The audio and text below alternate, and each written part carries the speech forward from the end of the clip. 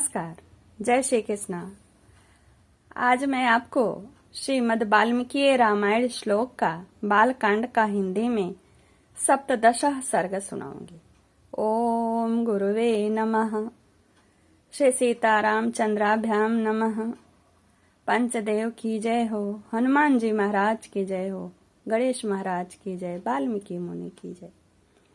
आज मैं आपको बहुत ही नई जानकारी वाली कथा सुनाऊंगी।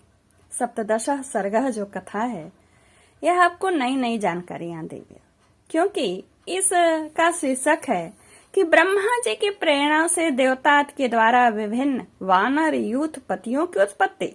लेकिन आपको ये नहीं पता है आज तक कि कौन से जो वानर हैं किस देवता से उत्पन्न हुए हैं, सूर्य से कौन उत्पन्न हुआ है, सुग्रीव कैसे उत्पन्न हुए हैं।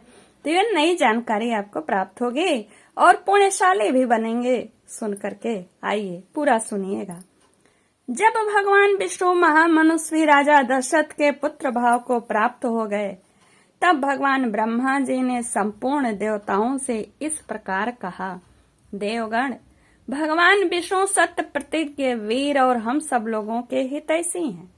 तुम लोग उनके सहायक रूप से ऐसे पुत्रों की सृष्टि करो जो बलवान, इच्छा अनुसार रूप धारण करने में समर्थ, माया जानने वाले शूरवीर, वायु के समान वेगशाली, नीतिज्ञ, बुद्धिमान, विष्णु तुल्य, पराक्रमी, किसी से परास्त न होने वाले, तरह तरह के उपायों के जानकार, दिव्य शरीरधारी तथा अमृत भोजी, देवताओं के समान सब प्रकार की अस्त्र विद्या के गुणों से संपन्न हो।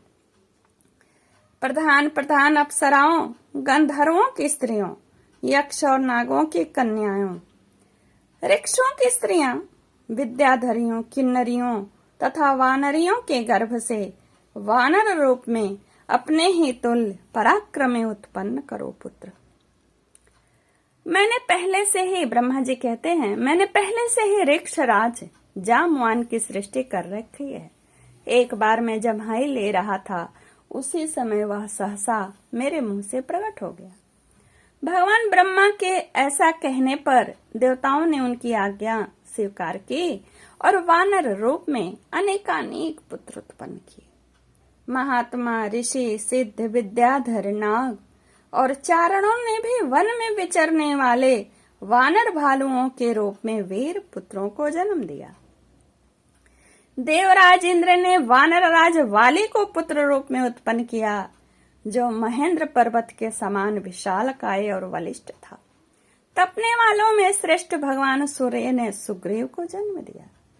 बृहस्पति ने तार नामक महाकाय वानर को उत्पन्न किया, जो समस्त वानर सरदारों में परम बुद्धिमान और श्रेष्ठ था। तेजस्वी वानर गंधमादन कुबेर का पुत्र था। विश्वकर्मा ने नल नामक महान वानर को जन्म दिया। अग्नि के समान तेजस्वी श्रीमान नील साक्षात अग्निदेव का ही पुत्र था। वह पराक्रमी वानर तेज, यश और बलवीर में सबसे बढ़कर था। रूप वैभव से संपन्न सुंदर रूप वाले दोनों अश्वनी कुमारों ने स्वयं ही मैंद और द्वित को जन्म दिया था। वरुण ने सुषेण नामक वानर को उत्पन्न किया और महाबली पर्जन्य ने शरभ को जन्म दिया।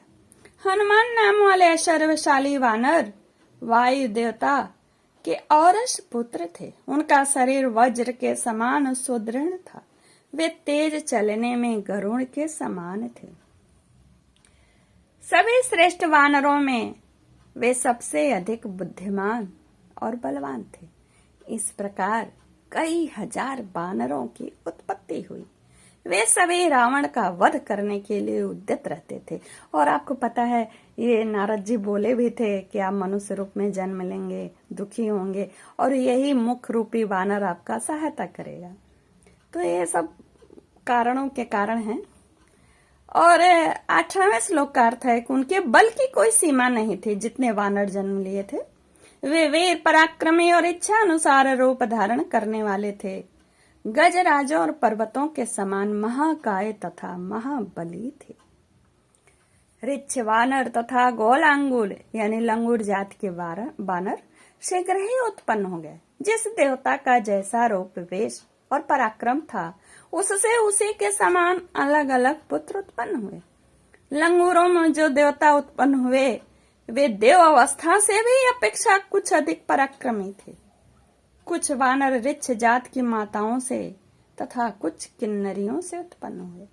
देवता, महर्षि, गंधर्व, गरुण, यशस्वी, यक्ष, नाग, किम पुरुष, सिद्ध, विद्याधर तथा सर्प जात के बहुसंख्यक व्यक्तियों ने अत्यंत हर्ष में भरकर सहस्त्रों पुत्र उत्पन्न किए।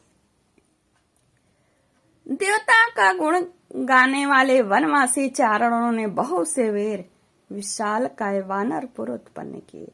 वे सब जंगली फल और मूल खाने वाले थे।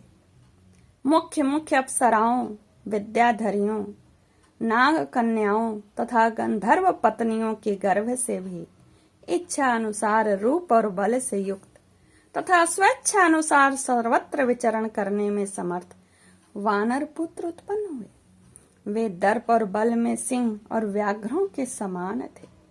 पत्थर की चट्टानों से प्रहार करते और पर्वत उठाकर लड़ते थे। वे सभी नख और दांतों से भी शस्त्रों का काम लेते थे। उन सबको सब प्रकार के अस्त्र शस्त्रों का ज्ञान था। वे पर्वतों को भी हिला सकते थे और स्थिर भाव से खड़े हुए वृक्षों को भी तोड़ डालने की शक्ति रखते थे।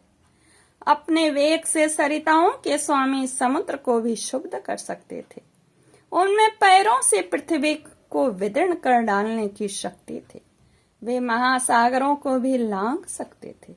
वे चाहें तो आकाश में घुस जाएं, बादलों को हाथों से पकड़ लें तथा वन में वेग से चलते हुए मत वाले गजराजों की भी बंदी बना लेते।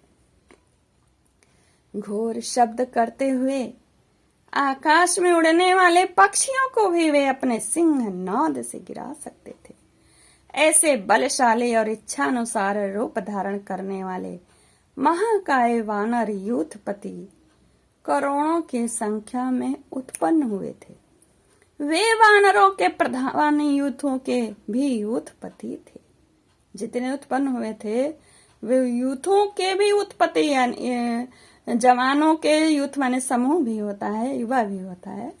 उन यूथपतियों ने भी ऐसे वीर वानरों को उत्पन्न किया जो यूथपतों से भी श्रेष्ठ थे। वे और ही प्रकार के वानर थे। इन प्राकृतिक वानरों से विलक्षण थे।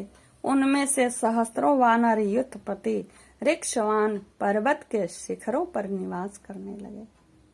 दूसरों ने नाना प्रकार के पर्वतों और जंगलों का आश्रय लिया। इंद्र कुमार वाली और सूर्य नंदन सुग्रीव दोनों भाई थे। समस्त वानर यूथपति उन दोनों भाइयों की सेवा में उपस्थित रहते थे।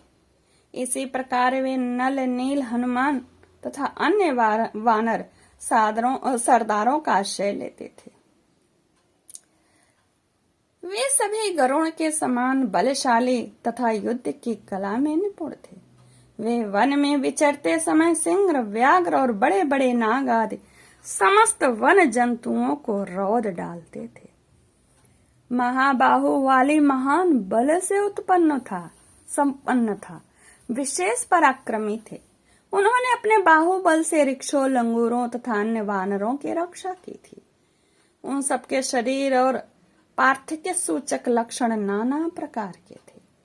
वे शूरवीर वानर पर्वत, वन और समुद्रों सहित समस्त भूमंडल में फैल गए। वे वानर यूथपति मेघ समूह तथा पर्वत शिखर के समान विशालकाय थे। उनका बल महान था। उनके शरीर और रूप भयंकर थे। भगवान श्री राम की सहायता के लिए प्रकट हुए उन वानर वीरों से यह सारी पृथ्वी भर गई। इस प्रकार वाल्मीकि निर्मित आर्ष रामायण आदि काव्य के बालकांड में 17वां सर्ग पूर्ण होता है। आप सबको मेरा नमस्कार। जय श्री कृष्णा। पूरा सुना करें। धन्यवाद।